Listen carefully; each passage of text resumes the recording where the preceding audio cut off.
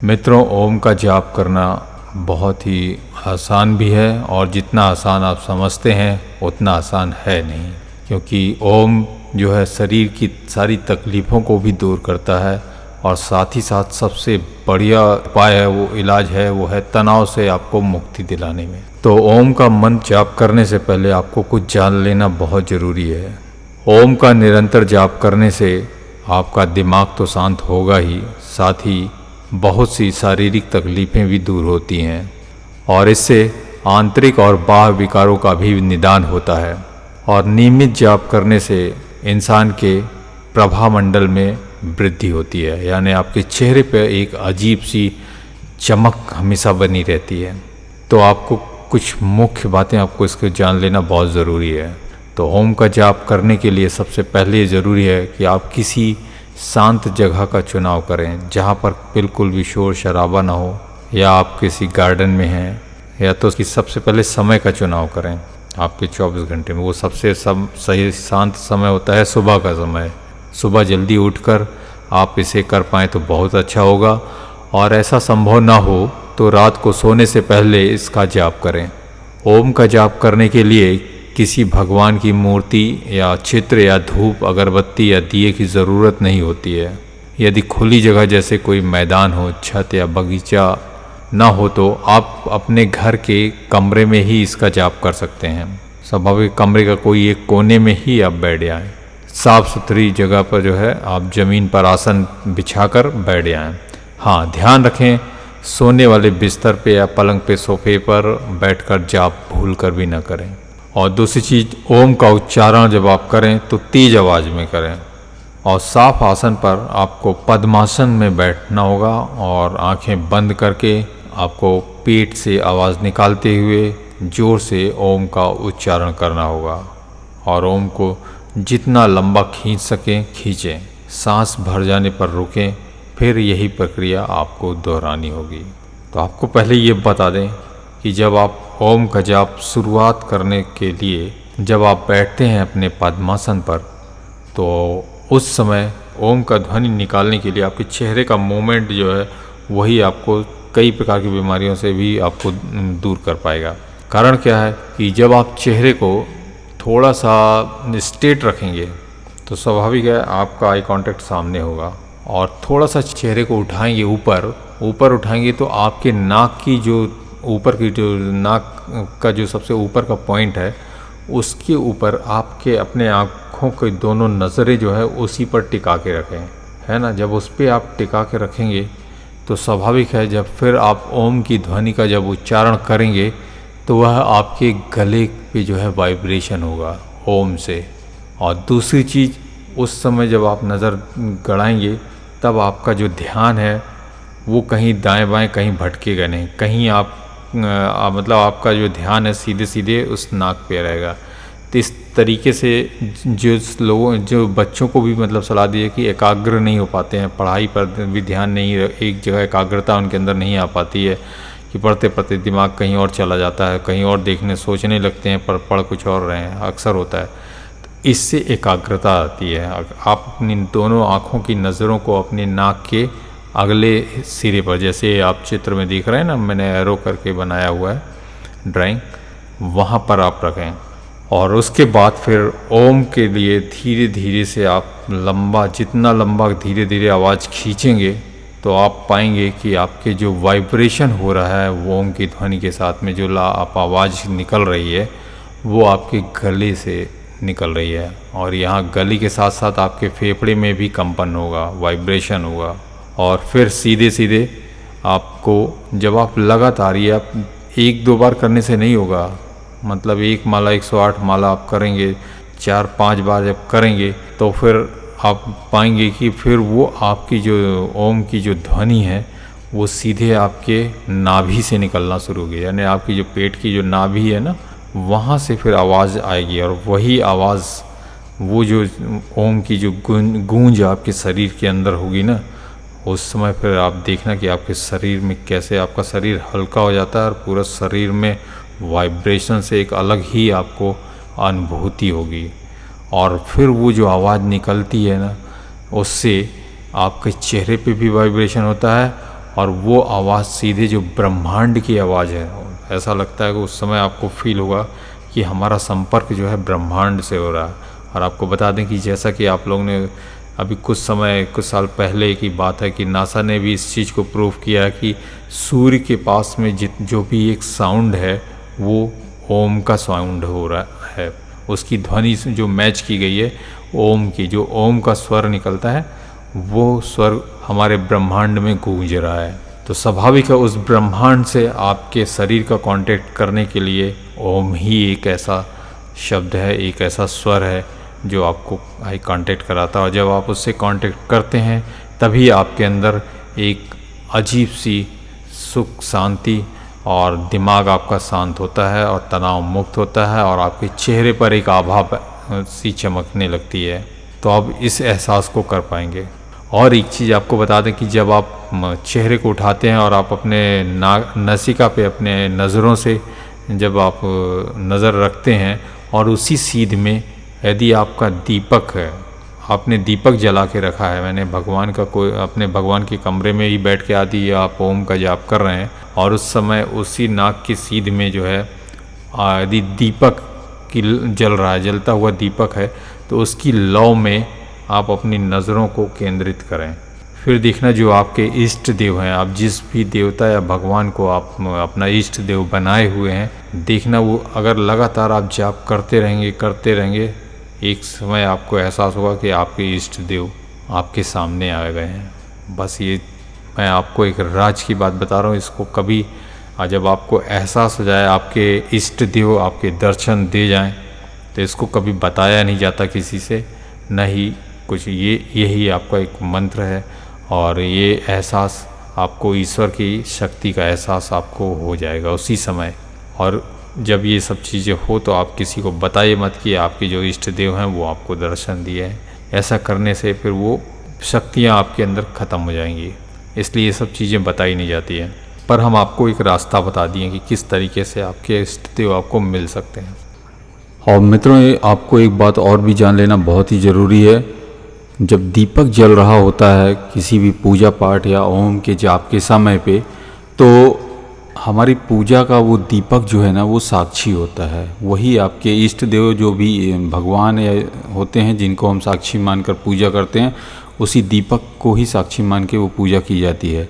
यानी वो दीपक ही साक्षी होता है और अपनी लौ के माध्यम से, यानी जो अग्नि देवता रहते हैं उसकी लौ में, वही अग्नि देवता आपके जो देवी देवता जिनकी आप पूजा या आराधना करते हैं या मेडिटेशन कर रहे हैं, जिनको ध्यान में रख के, उन तक वही अग्नि देवता ही अपनी लौ के माध्यम से उन देवता तक आपकी पूजा को पहुंचाते हैं।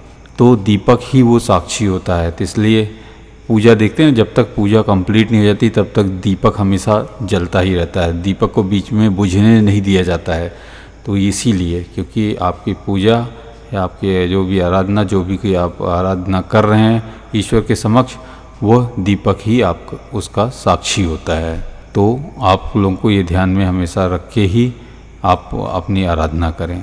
तो आप इसको करके देखिएगा। चेहरे को फिर नीचे झुका के भी आप सीधे दीपक पे भी नज़र आप गड़ा के, दीपक को इतना थोड़ा ऊंचे हाइट पे रखें, आपके चेहरे के सामने हो, है ना, ताकि आपका चेहरा नीचे ना झुक ना पाए। अगर जितना चेहरा आप नीचे झुकाएंगे, फिर आप जितना ओम का साउंड आप निकालेंगे तो वो फिर आपके गले, आपके मुंह से निकलेगा, फिर वो आपके नाभि से, आपके सीने से उसका असर नहीं होगा। तो बैठने के लिए आपको जो पद्मासन में बैठें और शरीर को हमेशा टाइट करके रखें, है ना, हमेशा अपने शरीर को कड़ा करके रखें, मतलब स्ट्रेट रहें, 90 डिग्री में आप हमेशा आपका शरीर हो। और उस समय फिर आप अपना बराबर बैठें और हिलें डुलें बिल्कुल भी नहीं।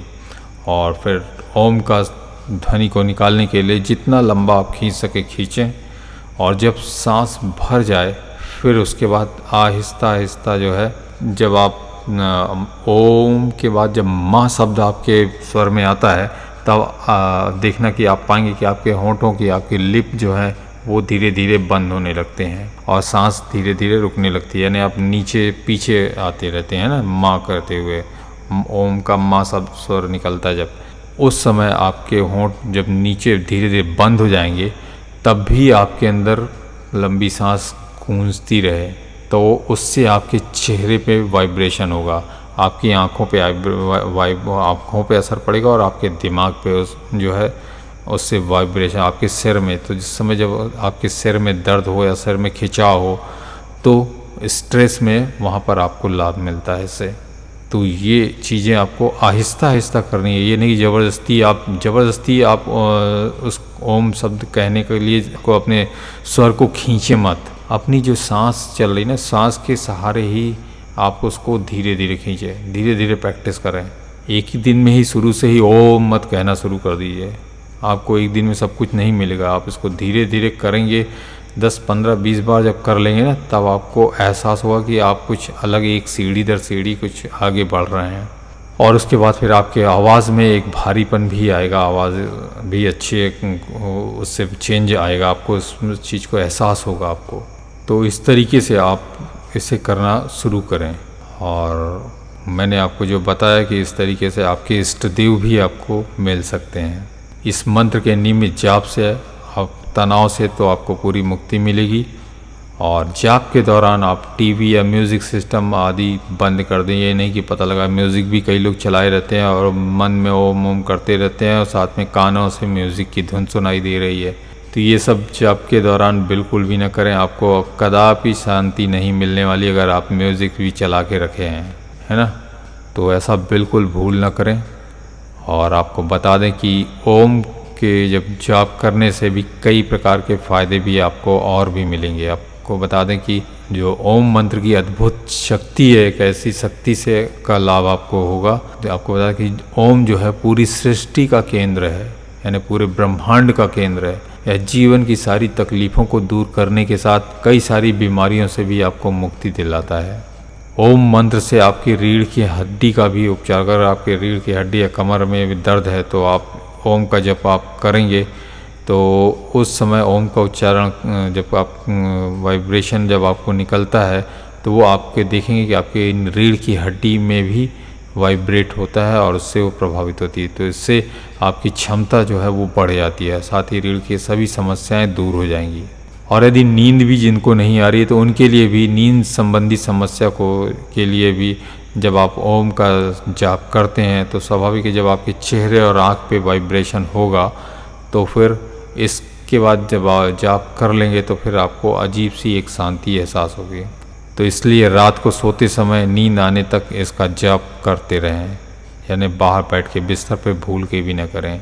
और थायराइड जिसको भी रहता है तो उनके लिए भी मतलब ये रहता है कि थायराइड अगर किसी को है और फेफड़ों की समस्या है तो ओम का उच्चारण जब करते हैं तो इस उच्चारण से गले में कंपन पैदा होता है। जैसे मैंने आपको बताया ना, अभी जो चित्र मैंने आपको दिखाया कि जब आप चेहरे को थोड़ा सा उठा लेंगे और नज़रों को नाक पे केंद्रित करेंगे तो उस समय फिर जब आप ओम का जाप आहिस्ता आहिस्ता अपने स्वर को ऊपर खींचेंगे तो आपके गले में जो है एक वाइब्रेशन होगा, कंपन होगा, तो जिससे जो है थायराइड ग्रंथि पर सकारात्मक प्रभाव पड़ता है और फिर समस्या धीरे धीरे ख़त्म हो जाती है ना। तो फेफड़ों को भी स्वस्थ रखने में भी फ़ायदा मिलता है, जिससे आपके फेफड़ों को मजबूती मिलेगी। अगर किसी को घबराहट हो रही है तो भी ओम का जाप करना चाहिए और इससे उच्चारण से जो है हृदय में खून के प्रवाह को संतुलित रखता है और इससे घबराहट संबंधी समस्या भी दूर हो जाती है। अगर किसी को लगातार स्ट्रेस रहता है और ओम का जाप उसे भी करना चाहिए और शरीर के विषैले तत्वों को दूर करता है, यानी कि तनाव के कारण पैदा होने वाले जो द्रव्य है हमारे शरीरों में इकट्ठा होते हैं ना, तो ये सब पूरा तनाव रहित हो जाता है इसके उच्चारण से। यदि किसी को पाचन संबंधी समस्या हो तो भी ओम के नियमित उच्चारण से पाचन शक्ति जो है वो तेज हो जाती है और इसके अलावा शरीर में एक स्फूर्ति का संचार होता है, शरीर फुर्तीला होता है और चेहरे के पे जो है एक अलग कांति चमक आती है। तो आपने देखा ना कि ओम मंत्र की शक्ति जो है वो वास्तु दोष ही नहीं बल्कि इससे कई रोगों से भी आप मुक्ति पा सकते हैं। तो फिर कैसा लगा आप लोगों को यह जानकारी?